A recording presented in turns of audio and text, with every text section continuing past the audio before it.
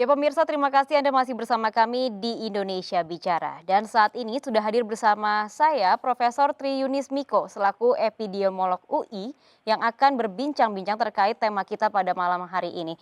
Selamat malam Pak Tri Yunis Miko. Selamat malam Mbak Nanda. Pak, bagaimana kabarnya, sehat Pak? Alhamdulillah baik.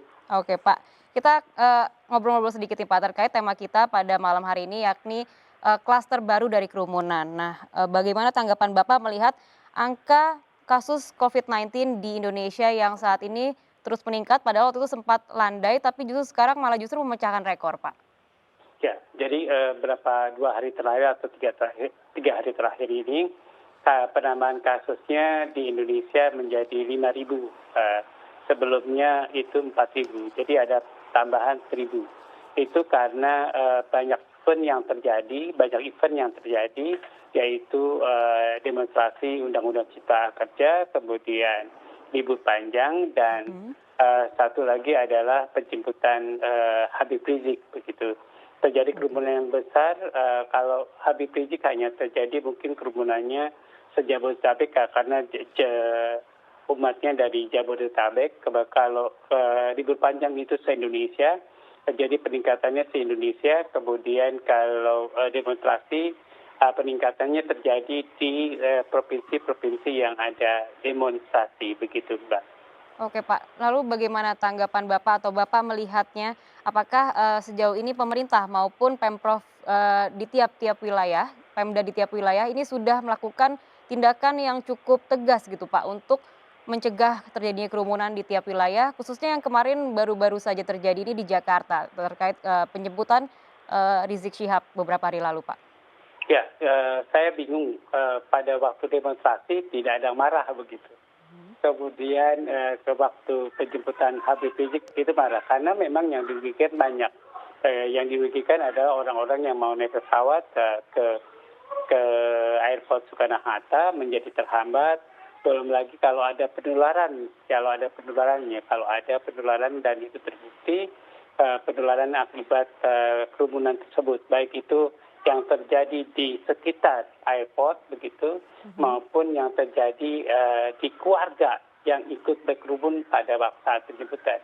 Dan itu juga sama yang terjadi pada saat demo, bisa terjadi penularan ke sekitar adanya demo, kemudian terhadap keluarga yang ada demo. Dan juga itu sama akibatnya pada libur panjang, pada tempat-tempat wisata terjadi kerumunan-kerumunan, bisa terjadi kerumunan tempat wisata. Mudah-mudahan peluangnya akan berbeda. Peluangnya tempat wisata karena pakai masker, karena diawasi, banyak yang pakai masker sehingga penularannya lebih kecil atau reproduksi dinamiknya lebih kecil. Pada demo sama dengan penjemputan Habib Rizik, kemudian yang tidak pakai masker sama, kemudian akibatnya akan sama, begitu kira-kira Mbak Amanda.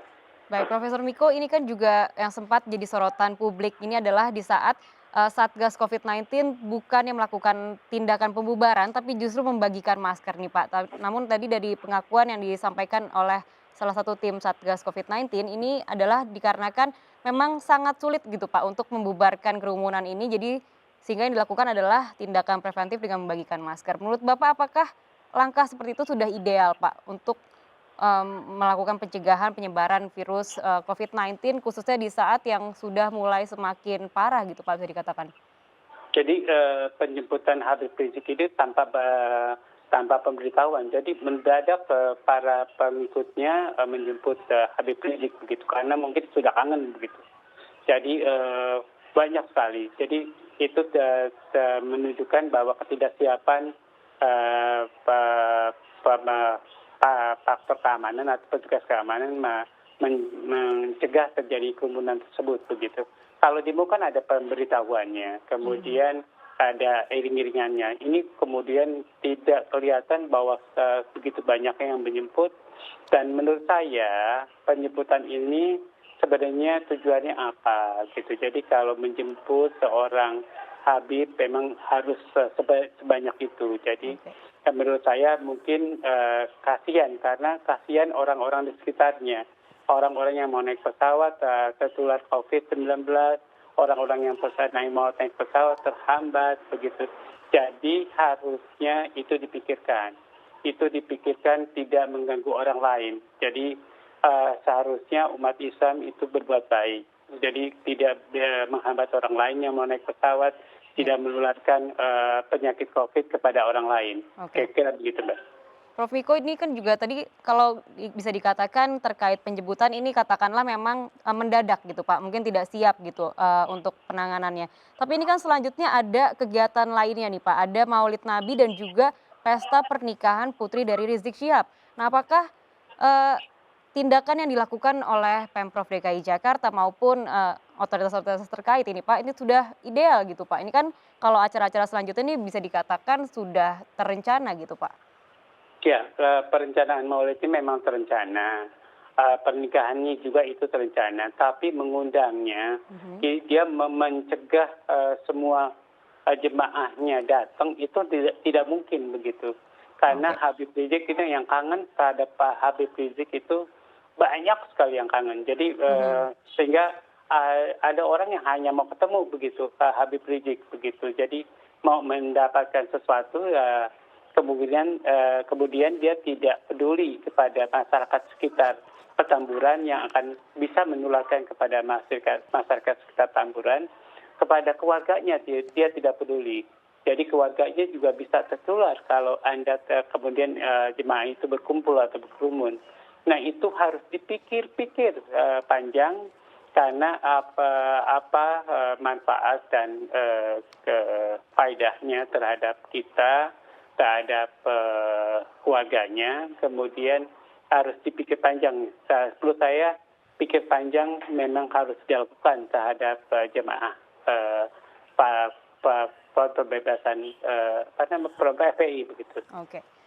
Profesor Miko, ini juga terkait dari sanksi yang akhirnya diberikan oleh Pemprov DKI Jakarta, apakah sudah cukup Pak untuk memberikan efek jera ataupun juga untuk mencegah terjadinya hal serupa di kemudian hari Pak? Ya, pertama saya mau koreksi, saya belum profesor. Jadi kalau 3 kali dipanggil profesor, saya jadi alhamdulillah ada yang mendoakan saya. Jadi menurut saya kalau itu terjadi kerumunan, apapun kerumunannya bisa menularkan COVID-19. Jadi menurut saya memang kerumunan apapun, mau itu dari demonstrasi, mau itu dari ribut panjang, kan tempat wisata ada kerumunan juga, beli oleh-oleh juga berkerumun begitu. Jadi tapi kan tidak dibubarkan.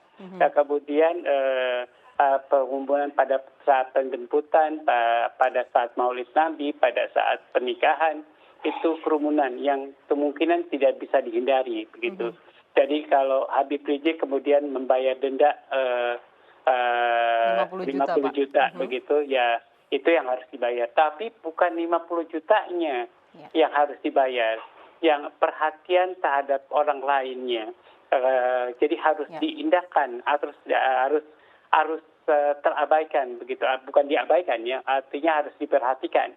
Jadi bahwa itu adalah pembayaran terhadap kalau dia menular terhadap orang lain di sekitar Petamburan atau di sekitar Soekarno-Hatta atau di sekitar demonstrasi, itu harus dibayar.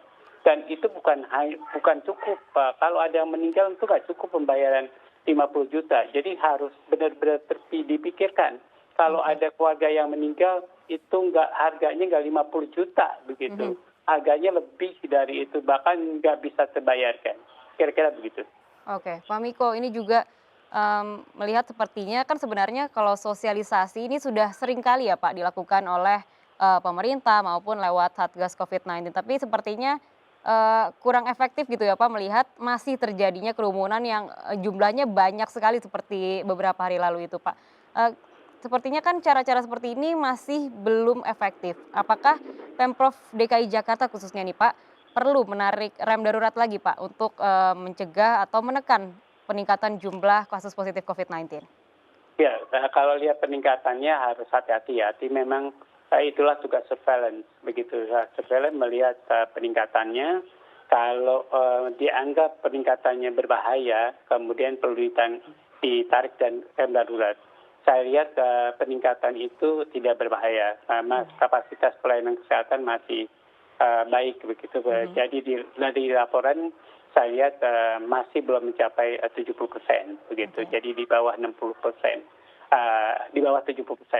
Kemudian secara nasional juga akan terjadi peningkatannya, tapi ini akan menimbulkan efek domino selanjutnya begitu. Jadi kluster-kluster keluarganya yang ikut berkerumun, baik itu akibat demonstrasi, akibat dari libur panjang, akibat dari penjemputan, maulid, kemudian pernikahan, itu semuanya akan menimbulkan efek domino di mana keluarga yang berkerumun itu akan punya peluang untuk terinfeksi. Jadi mari sayangi keluarga kita, kira-kira begitu. Mari sayangi keluarga kita.